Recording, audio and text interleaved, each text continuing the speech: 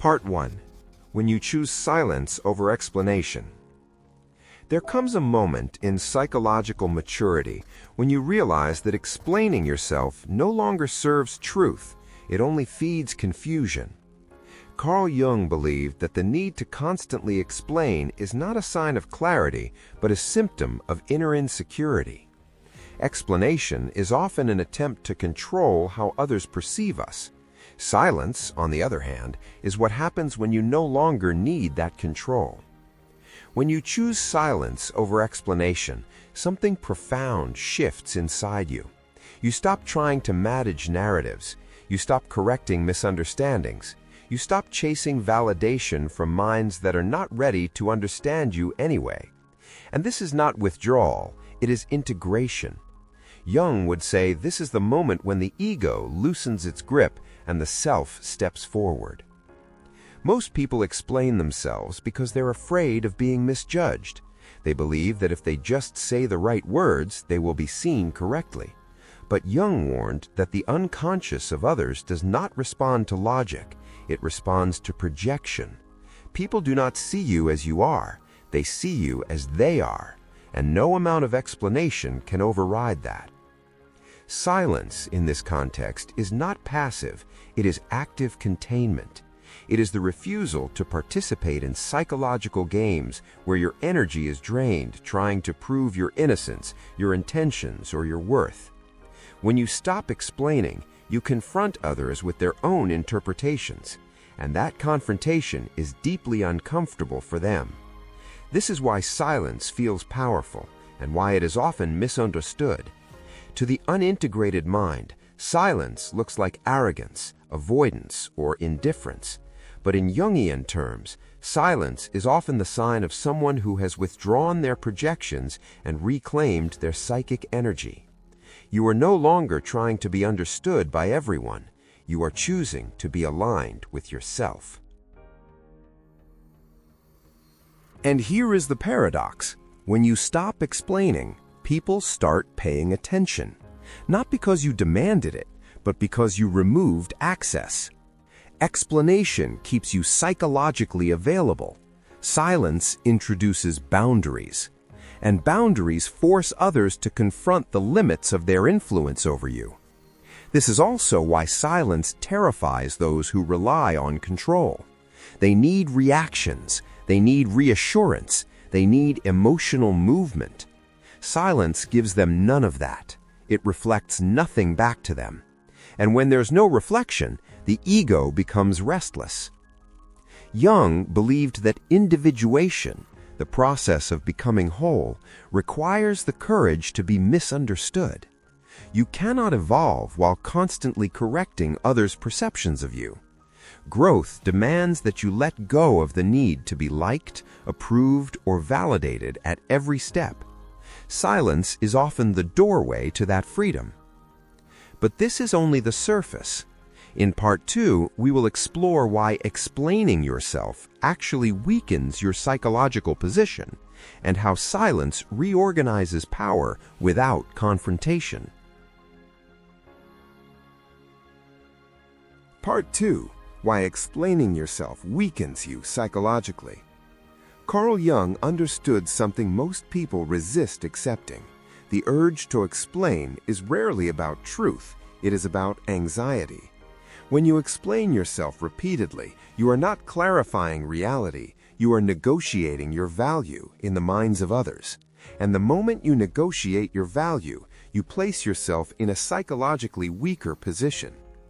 Explanation creates a subtle hierarchy. The one who explains unconsciously positions themselves as the one who must justify, while the listener becomes the judge. Jung warned that this dynamic feeds the ego of the other person while slowly draining your own psychic energy. You begin adapting your language, softening your boundaries, reshaping your story, not to be honest, but to be accepted. Silence breaks this hierarchy instantly. When you stop explaining, you remove the courtroom altogether. There is no defense, no prosecution, no verdict, and this is deeply destabilizing to people who expect access to your inner world.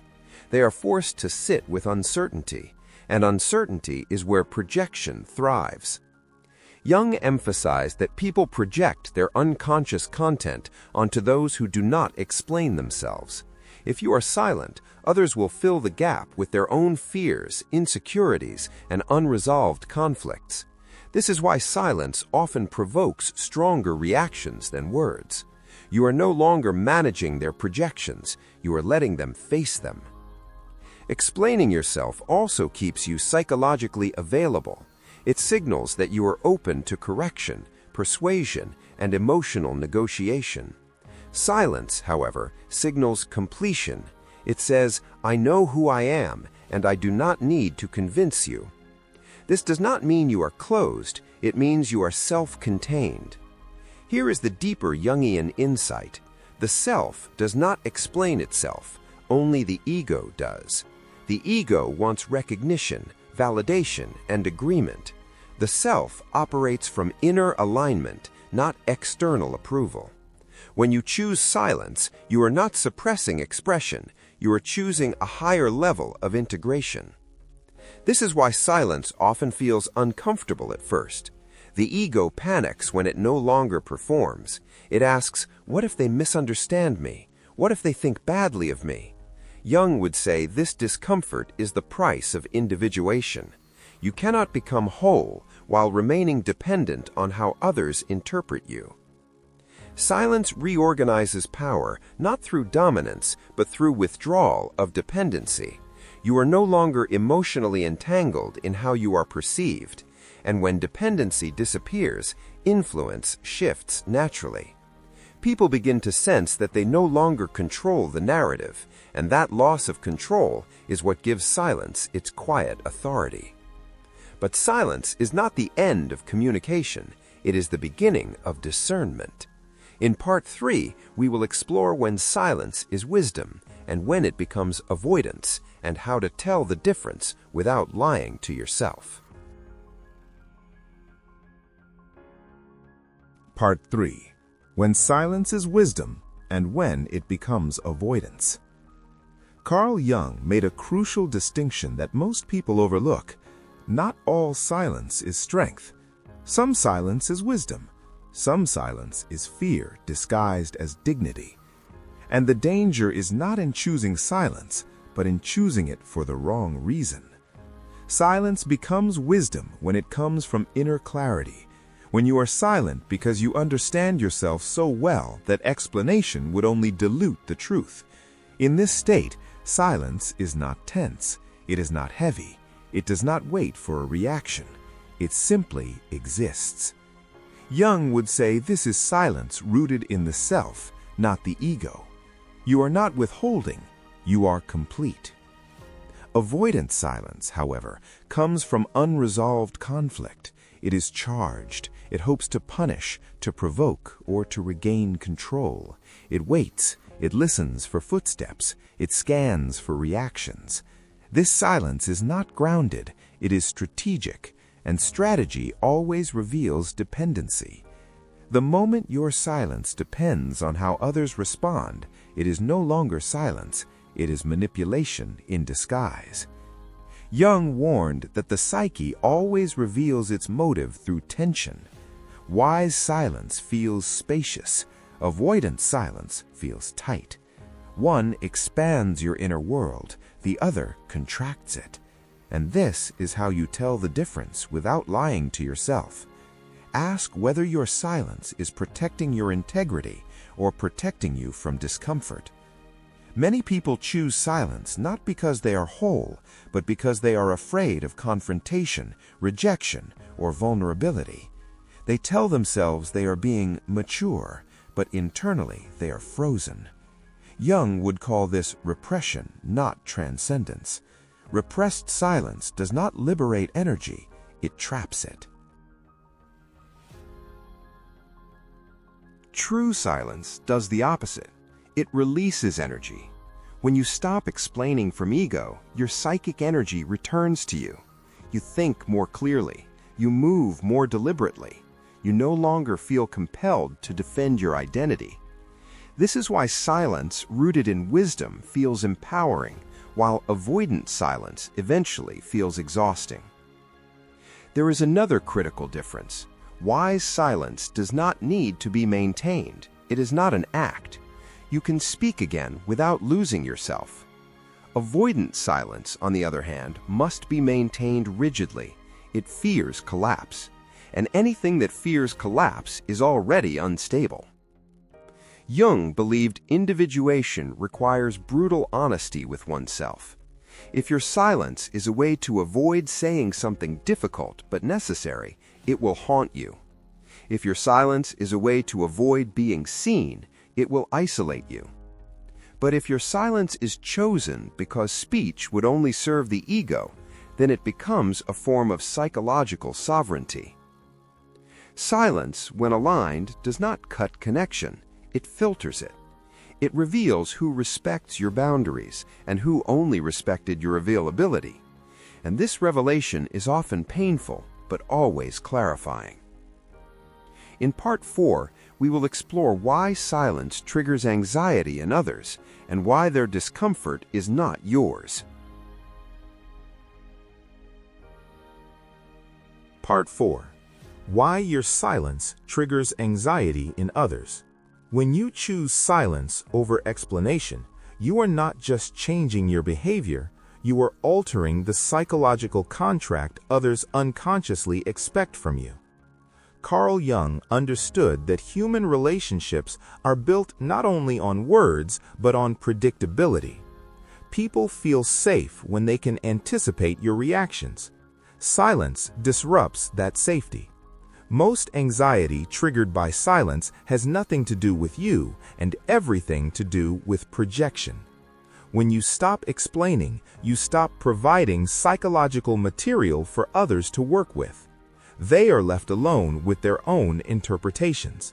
And the unconscious does not tolerate emptiness well. It fills it with fear, suspicion, or self-doubt. Jung emphasized that when projections are withdrawn, they do not disappear, they return to their owner. This is why your silence feels threatening to some people. It forces them to confront their own assumptions, insecurities, and unresolved emotions. They may accuse you of being cold, distant, or arrogant, not because you are, but because they are uncomfortable sitting with themselves. Silence also removes access. Explanation is a form of openness. It allows others into your internal world. When that access is suddenly gone, those who relied on it feel destabilized. This is especially true for people who derive control from emotional engagement. They need reassurance, reaction, or compliance. Silence offers none. This is where guilt often appears. You may feel responsible for easing their discomfort. Jung warned against this reflex. Taking responsibility for others' projections is how you lose psychological autonomy. Their anxiety is not a signal that you are wrong, it is a signal that a boundary has been introduced. Another reason silence triggers anxiety is that it collapses power dynamics. Explanation keeps power circulating. It invites negotiation. Silence ends the negotiation. It signals that you are no longer available for endless interpretation. And when power is no longer shared, those who benefited from access feel the loss immediately. Importantly, silence does not mean emotional shutdown. It means selective expression. You are no longer broadcasting your inner state to be evaluated. You are choosing when and with whom your inner world is shared. This discernment is a sign of psychological maturity, not withdrawal. Jung believed that true authority is quiet. It does not argue for its existence. It does not defend itself endlessly. It stands. And standing alone, without explanation, often unsettles those who depend on constant relational feedback to feel secure. If your silence makes others anxious, it may be because it reveals something they were not ready to face, and that is not your burden to carry. In Part 5, we will explore how silence reshapes relationships and why some connections deepen while others dissolve when you stop explaining. Part 5. How silence reshapes relationships. When you stop explaining yourself, relationships do not remain the same, they reorganize. Carl Jung believed that every relationship is held together by unconscious agreements: who reassures, who reacts, who adjusts, who carries emotional labor. Silence disrupts these agreements instantly, and once disrupted, a relationship must either evolve or collapse. Some connections deepen when you choose silence. These are the relationships that were never dependent on constant clarification or emotional performance. They are built on mutual respect, inner stability, and psychological independence. In such relationships, silence is understood as space, not rejection. It does not threaten connection, it strengthens it. Other relationships dissolve, not because silence is cruel, but because the relationship itself was held together by your explanations, by your emotional availability, by your willingness to clarify, soothe, and overfunction. When that stops, the bond reveals its true structure. And Jung would say this revelation is not loss, it is truth surfacing. Silence exposes relational asymmetry. If one person panics when explanations stop, it often means they were feeding off your psychic energy. They relied on your responsiveness to regulate themselves. Silence withdraws that regulation, and without it, imbalance becomes visible. This is why some people react with anger or withdrawal when you stop explaining. They are not responding to silence, they are responding to the loss of control. Jung described this as the collapse of a projection-based bond. When you no longer play the role they unconsciously assigned you, the relationship must be renegotiated or abandoned.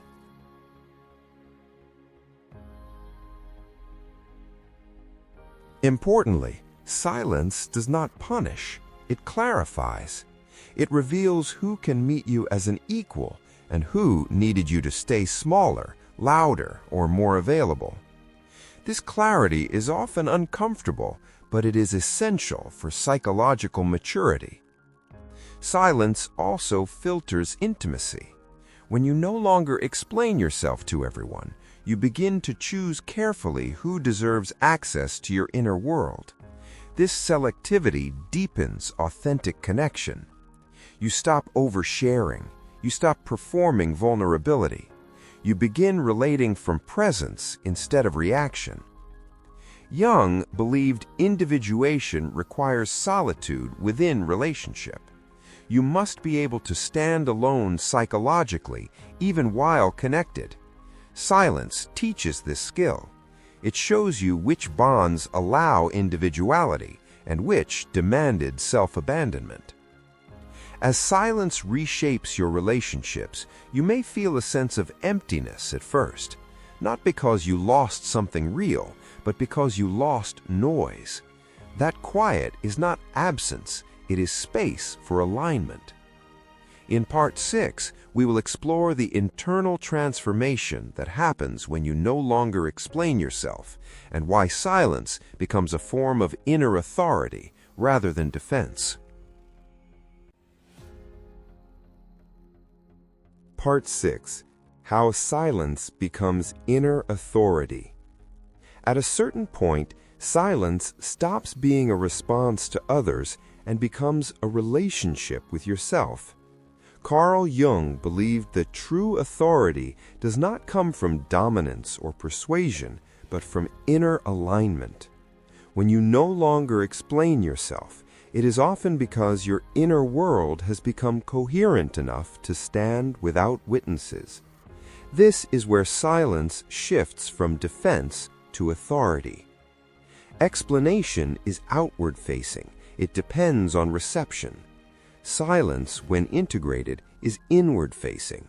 It no longer asks, do you understand me? It asks, am I aligned with myself? And when alignment is present, expression becomes optional rather than necessary. Jung described this stage as a movement from ego orientation to self-orientation. The ego wants to be seen, approved, and mirrored. The self wants to be whole. Silence emerges naturally when the need for external confirmation dissolves. You are no longer trying to manage impressions. You are inhabiting your truth. This inner authority changes how you move through the world. You speak less, but with more precision. You react less, but with more intention. You do not rush to correct misunderstandings because you understand that not all misunderstandings are mistakes. Some are revelations. They show you where others are not able to meet you. Silence also sharpens discernment. When you are no longer explaining yourself constantly, you begin to notice who listens without needing clarification and who only listens to respond. You notice who respects your boundaries without argument and who resists them. This awareness is not judgment, it is clarity. Importantly, inner authority does not harden you. It softens you internally while making you firmer externally. You become less defensive, not more, less reactive, not colder. Jung emphasized that integration does not numb emotion, it frees it from compulsion. Silence at this level is not emotional shutdown, it is emotional sovereignty. You no longer feel the urge to prove your intentions, justify your choices, or explain your growth. Growth does not argue for itself, it shows itself over time. And silence allows that time to work without interference.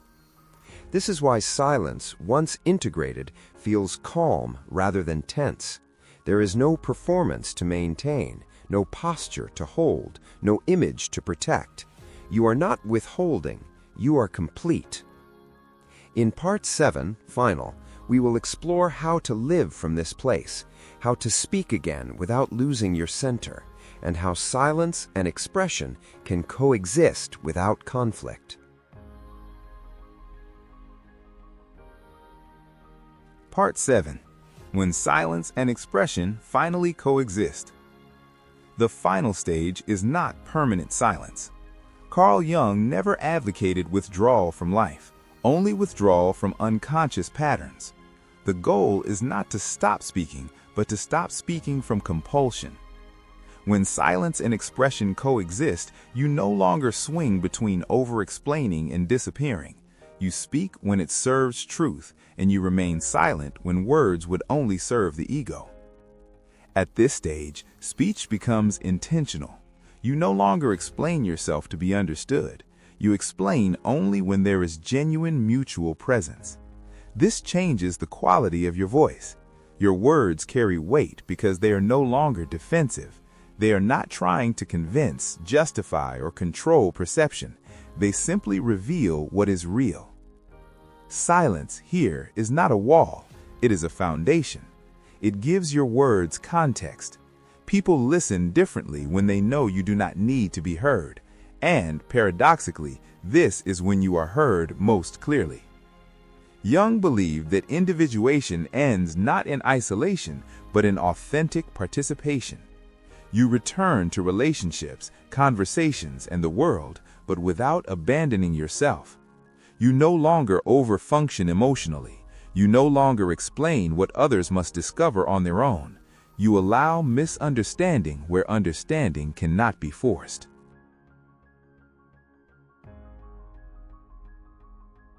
This coexistence also protects your energy. You are no longer drained by endless clarification. You choose where to invest presence. And this choice is what creates psychological dignity. Dignity does not announce itself, it is felt. Perhaps the most important shift is this. You stop fearing being misunderstood. Misunderstanding no longer threatens your identity. It simply reveals where alignment ends. and this freedom allows you to move without heaviness. Silence taught you who you are without reflection. Expression now allows you to share that self without losing it. This is the quiet maturity Jung pointed toward. Not louder truth, but deeper truth. Not more explanation, but more being. And from this place, whether you speak or remain silent, you are whole.